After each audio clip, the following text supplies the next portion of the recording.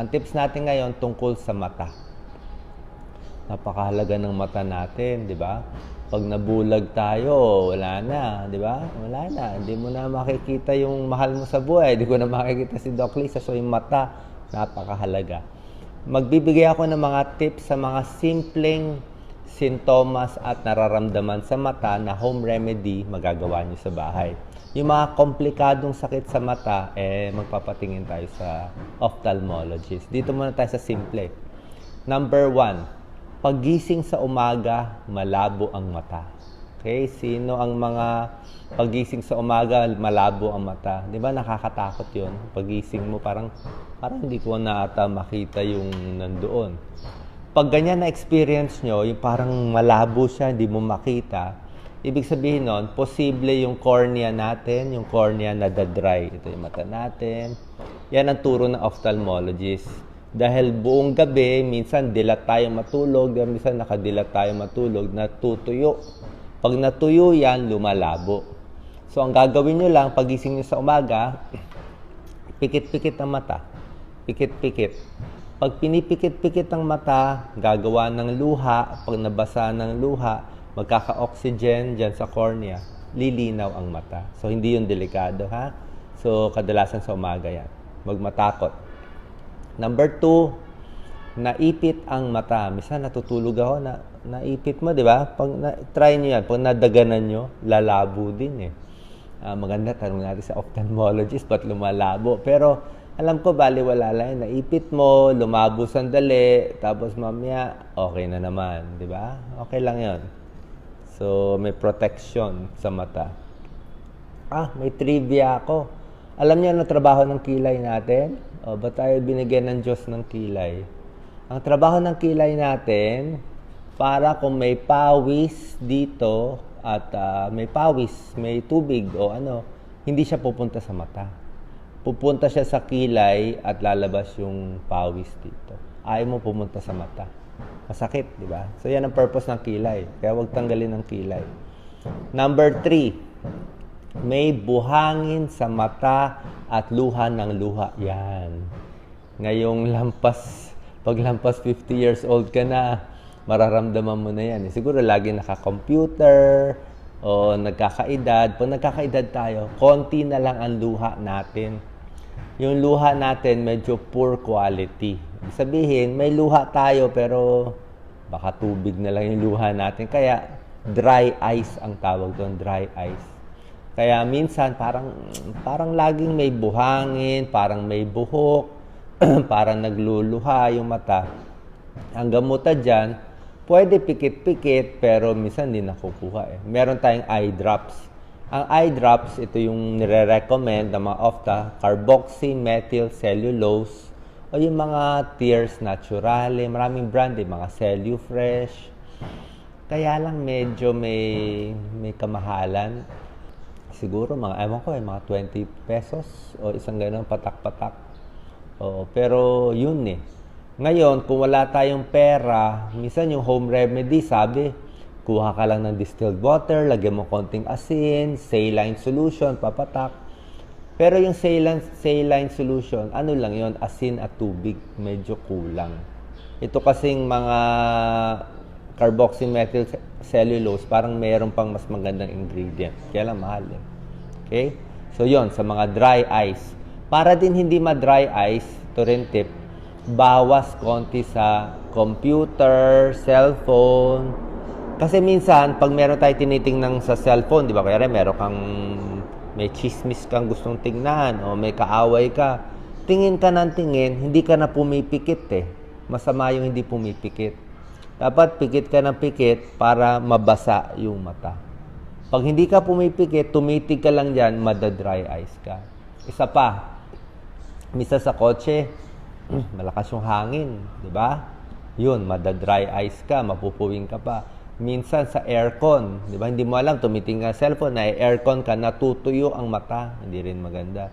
So, dapat hindi rin maganda yung diretso sa mukha mo yung lamig, hangin, o aircon. Dapat medyo iwas, pikit-pikit. Ha? Alagaan ang mata. So, yun ang dry eyes, ha? Meron din isang problema, buhangin sa mata at namumula. Okay? namumula ang mata, may buhangin, at may muta, alam nyo na yan, di ba? Sore eyes. Sore eyes. Maraming may sore eyes. Comment kayo kung may sore eyes. Sore eyes, nakakahawa. Mabilis makahawa. Ang sore eyes, hindi nakukuha sa paninilip, sumilip. Siyempre, kalokohan yun, di ba? Ang sore eyes nakukuha kasi may isang tao may sore eyes, humawak sa sore eyes, nagkamay sa inyo, pag shake hands nyo, napunta sa hinawakan mo mata mo, yun, na sore eyes ka na. Kaya bawal po yung ganito, bawal yung ganyan. May mga bata, ganun ang ganun, ako, masosore eyes kayo. Bawal magkuskus ng ganyan, masosore eyes, at magkukuliti. Ganun, hindi pwede magganon. Kaya ako, sa tubig lang, sa tubig pwede, may sabon dito, hinugasan ko yung pilik mata. Hindi ko hinahawakan. Diba? Kasi mapupunta yung mikrobyo. Sore eyes pwedeng viral or bacterial. Bacterial, maraming nana, mamuta. Ang binibigay ng ophthalmologist, antibacterial eye drops. Diba? Over the counter. Actually, hindi eh. Ko-consult kayo. Antibacterial eye drops. Maraming klase. Meron sa generic, mura lang. Parang 100 pesos. So, ang turo sa akin ng opta ko, pag parang masosore eyes, pinatak niya sa akin 8 times a day. Ewan ko kung siya lang nagtuturo, pero yung iba 4 times a day patak. Pero sabi niya, Doc, gawin mo 8 times a day para talagang patay yung sore eyes. Okay nga, 2 araw lang, galing na. Dati kung meron tayo. So yun hugas kamay, doon nakukuha yung sore eyes. At minsan, may sore eyes, humawak sa pintuan o sa banyo, tapos humawak ka, tapos nilagay mo dito. Pwede ka na rin mahawa. Nakakahawa sore eyes. Sore eyes, mas maganda hindi pumasok sa trabaho at hindi pumasok sa school. Nakakahawa. Hindi talaga pinapapasok.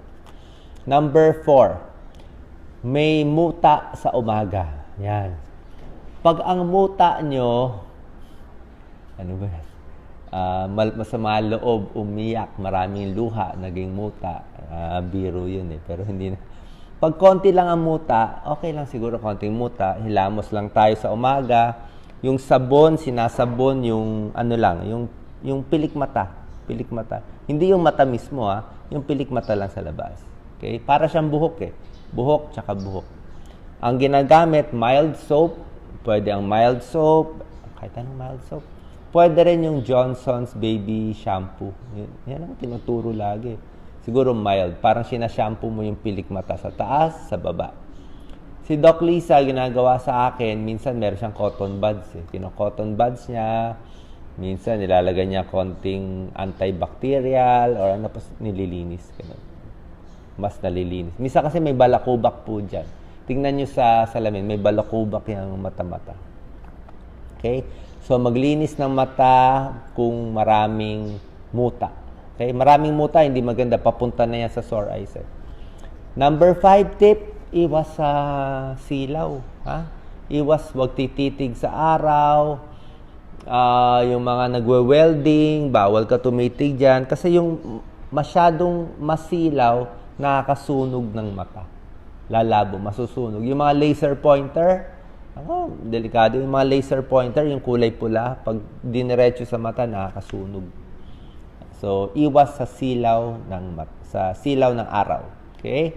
Bawas sa gadgets, sa liwanag. Number 6.